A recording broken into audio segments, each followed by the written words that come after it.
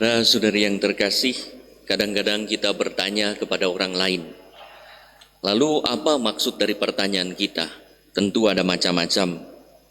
Tapi ada juga orang yang bertanya bukan karena ingin tahu, tetapi ada maksud tertentu. Saat dijawab atau diarahkan untuk bisa mengembangkan diri dan hidup lebih baik, orang ada yang tidak mau. Maka ada orang yang mengajukan pertanyaan argumentatif untuk mendebat, biar populer atau untuk membenarkan diri. Bukan pertanyaan untuk hidup makin lebih baik. Atau setidaknya ada juga orang yang hanya bertanya informatif untuk sekedar menambah wawasan, bukan transformatif untuk menjadikan hidup lebih baik. Di situ orang hanya mau tahu pendapat orang lain, tetapi tidak mau berubah. Pergi ke sana kemari, mencari dan ikut seminar di sana sini, ikut kursus di sana sini, tetapi tak ada perubahan. Pengetahuannya bertambah, perbuatannya tidak menjadi lebih baik. Injil hari ini berbicara tentang orang yang bertanya kepada Yesus bagaimana memperoleh hidup kekal. Yesus bukan hanya memberi jawaban informatif, tetapi juga jawaban reflektif yang membuat orang memutar balikan hidupnya supaya bertobat dan memberikan ajakan transformatif yang membuat orang bergerak maju. Bukan diam saja menikmati hidup yang telah dijalankan. Sepertinya hidup ini aman-aman saja, tetapi sesungguhnya hidupnya perlu perbaikan serius. Saudara-saudari, seorang anak bertanya pada ayahnya, bagaimana caranya menjadi orang yang berhasil seperti ayahnya. Ayahnya memberitahu bahwa sejak kecil ia harus bangun pagi, langsung belajar, setelah bekerja dengan tekun. Bukannya seperti yang dilakukan oleh anaknya sekarang, tidur-tiduran, main terus, gadget terus. Jawab anaknya, bagus sekali ayah jawabannya, tapi saya malas, ngantuk. Kan lebih enak tidur-tiduran dan main. Begini saja hidup sudah cukup. Untuk apa lagi susah-susah? Anak bertanya, diberi jawaban, tetap tidak melaksanakan apa yang menjadi petunjuk jawaban. Itulah situasi orang yang mengajukan pertanyaan yang bagus dan sangat mendasar kepada Yesus. Guru yang baik, apa yang harus kuperbuat untuk memperoleh hidup yang kekal? Orang itu mengakui Yesus sebagai guru yang baik. Orang ini seharusnya menjadi murid yang baik, mengikuti arahan dan ajakan Yesus, tetapi nyatanya tidak. Yesus mengingatkan bahwa ia harus melakukan kehendak Allah. Apa yang kau baca dalam perintah Allah? Yesus tahu bahwa orang ini kaya, orang ini taat hukum, orang ini hidup baik, tapi masih dikuasai oleh kegelisahan dan ketidakbahagiaan karena ada berhala, yaitu menomorduakan Allah. Yesus menderetkan perintah Allah yang berkaitan dengan manusia. Jangan membunuh, jangan berzina, jangan mencuri, jangan mengucapkan saksi dusta, jangan mengurangi hak orang, hormatilah ayah dan ibumu. Ternyata semua sudah dilakukan. Luar biasa. Bayangkan kalau kita melakukan perintah yang dideretkan oleh Yesus saja, sudah luar biasa. Hidup baik. Ternyata orang yang seharusnya sudah tanda petik santo, orang saleh, itu bahagia. Nyatanya tidak. Masih jauh dari kehidupan kekal. Bagaimana mungkin seorang yang setia, yang kaya, yang diyakini pada waktu itu sebagai yang diberkati oleh Allah, yang sukses, yang berbuat adil, yang jujur, yang hormat pada orang tua, masih mengalami kekosongan hidup, bertanya cara memperoleh hidup kekal, cara mengalami sukacita. Yesus memperlihatkan bahwa sehebat-hebatnya ia, sekaya-kayanya ia, dan setaat-taatnya ia pada hukum, ternyata prestasi manusia tanpa Tuhan tidak memberikan kebahagiaan.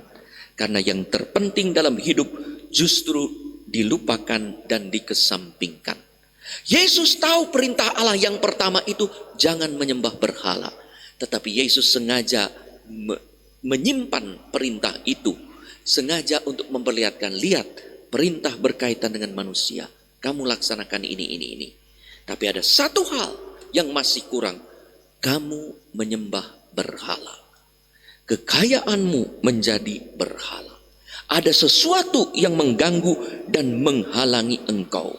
Engkau menyembah berhala karena engkau mencari prestasi duniawi yang melupakan Allah dengan cara melekatkan diri pada harta, kuasa, dan jasa manusia.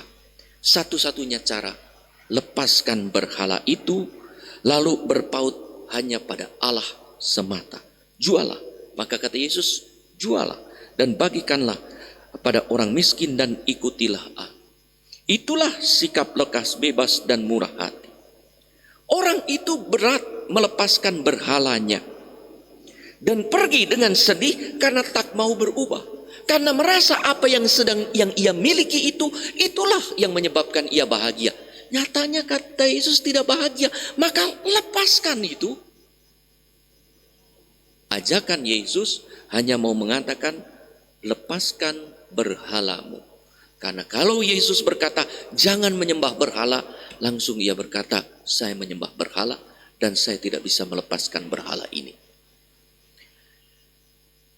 Saudara-saudari yang terkasih, ia rupanya hanya mau mendapat konfirmasi dari Yesus tentang hidupnya yang menurutnya itu sudah baik, sudah aman dan nyaman. Bahkan ia seolah-olah mau mengatakan, ini hidupku bisa menjadi referensi bagi orang lain kalau ingin masuk surga. Betapa kaget ketika diberitahu oleh Yesus. Ia hanya bertanya informatif, bukan transformatif. Maka ia pergi dengan sedih karena ia tidak mau berubah.